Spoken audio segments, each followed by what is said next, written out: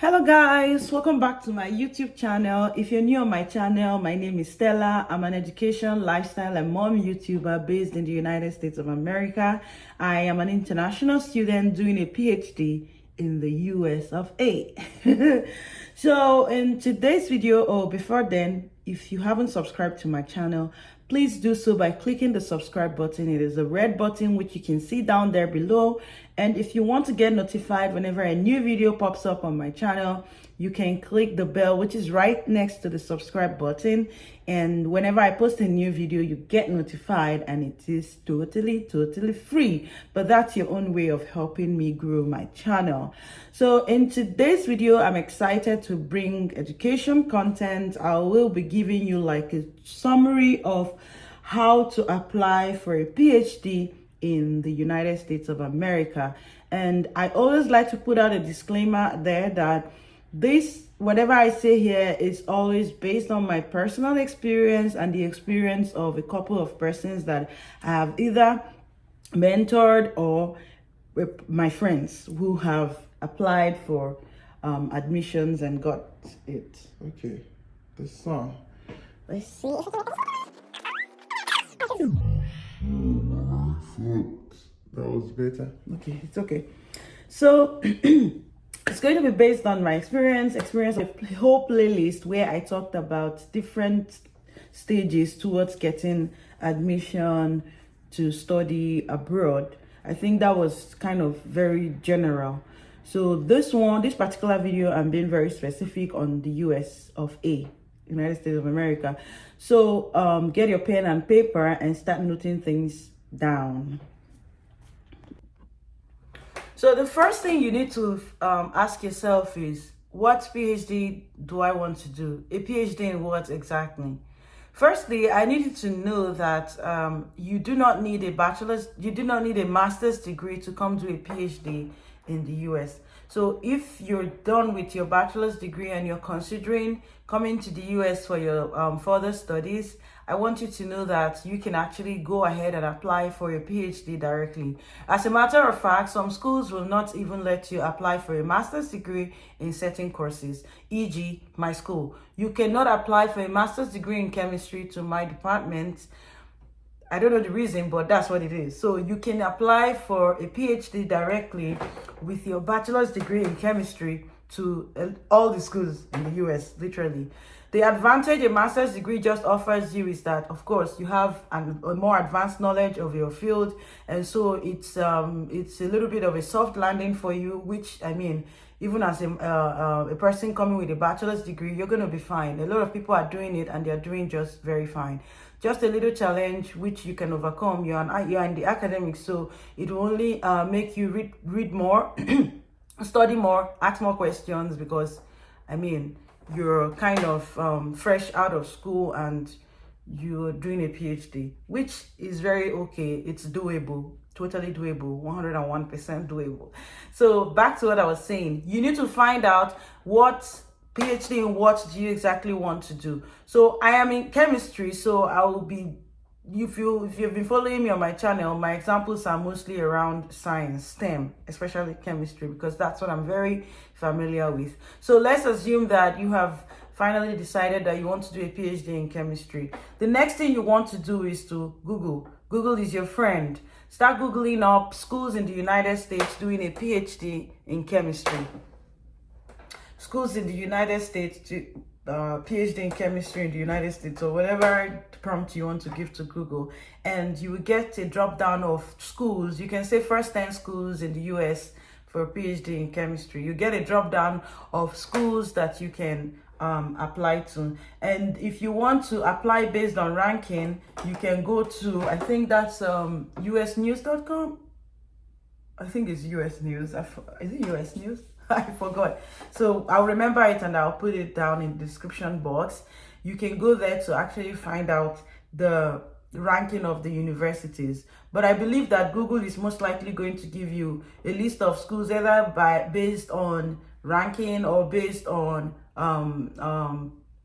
the rate of acceptance rate, or based on application rates in your location. Maybe if you are applying from Nigeria, Google might give you a list of schools based on the schools that a lot of Nigerians are applying to. That's what I think Google might do. Google can just use different algorithms to actually give you a list of schools. But yeah, that kind of helps you with an idea of schools that you can now begin to explore. This is exactly what I did. So by the time you see this list of schools and then you start checking each of the schools, that's the next thing you now need to do. For each of the school, you go to the chemistry department and look at the requirements. It's important for you to read the requirements for the course that you are applying to, because if you don't know the requirements and you just randomly throw your application out there, you are going to get a love letter back, because even people who meet up with requirements get love letters. By love letters, you should have known on this channel that love letters are rejection letters, by the way. So even people who have all the requirements get love letters. Talk more of someone who didn't read through the requirements and just threw a random application there. So it's important to read through all the requirements and ensure that you have all the requirements that it takes to be able to make application. I have a video where I think I detailed on requirements for generally for study abroad admissions, but maybe I'm going to make a different video on just particularly US. But for the sake of this video, so most of the requirements are going to range from the fact that you have a minimum academic requirement, which is a bachelor's degree in chemistry, for example, and that you require recommendation letters 2 or 3, and statement of purpose, and in some cases the supervisor, a prospective supervisor. And what that means is someone who you're going to work with in your PhD program when you're finally admitted. So some schools require that you send emails to professors who are doing research in your area before you can send an application. And that's why it's important, even when you have established that you want to do a PhD in a particular course, you should also be able to figure out to some extent what research area you're interested in, because that's going to help you with talking to professors if that's a requirement. But even if it's not a requirement, that is going to help you in writing your statement of purpose, where you are not only going to be discussing the things that you have done in the past, but you'll be discussing the things that you hope to do during your PhD and how the things you hope to do align with what the professors in the department are doing. Because you can't be applying for a particular program and the research you're describing in your statement of purpose is not done anywhere in that university. That's already a red flag, because they will just assume that we don't have what you intend to do, so we can't admit you. They will face those who have who want to do things that they have the capacity to do. So it's important to know exactly. You might not know exactly like 100% what you want to do, because in my own case, the thing that I imagined in my head that I wanted to do is in no way related to what I'm currently doing. So you might not have 100% idea of what you want to do, but you should have a clue of what it is like and how it actually matches with what is being done in that department. I'm emphasizing on this because it's very, very important when applying for a PhD. A PhD is a research-based program. It's not a course-based program. It's not like a master's degree.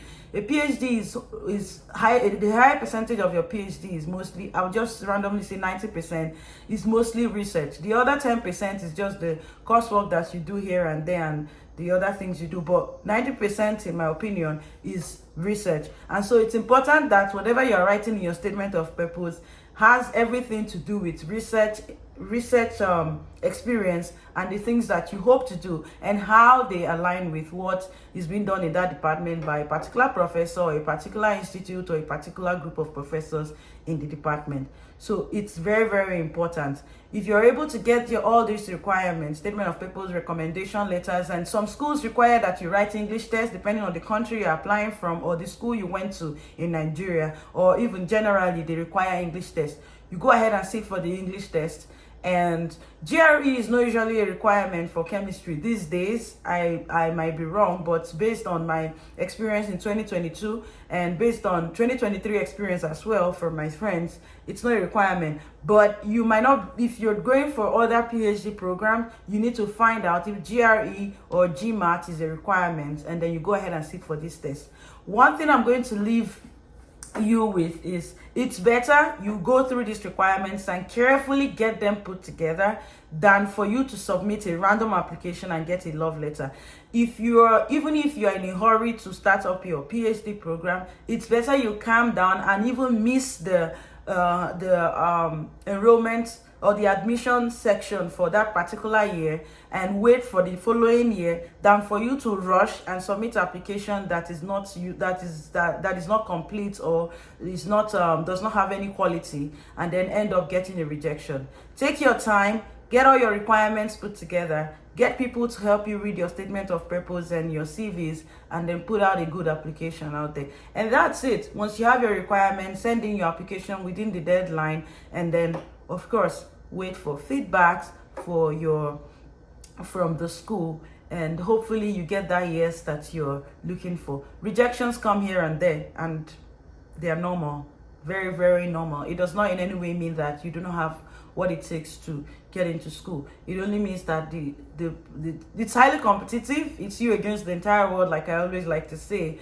but it's totally worth it. And if you do not get it now, you can keep trying and ensure that you're doing everything that you're supposed to do to be able to get it. That's basically it. That's basically what I did, and I hope that you are able to get one or two. This is like a summary, and I hope that you're able to start up your process, because a lot of people just sit down and they're just having it in their head. They don't know how to begin. So this is a video encouraging you to begin. Just start something, start reading off something, and you will be so surprised how you'll be sending out quality applications and getting positive feedbacks. Till I come your way next time for yet another video, I remain Stella. I'll see you guys next time. Please subscribe to my channel. I'll try as much as I can this summer to always drop you videos every week. Bye.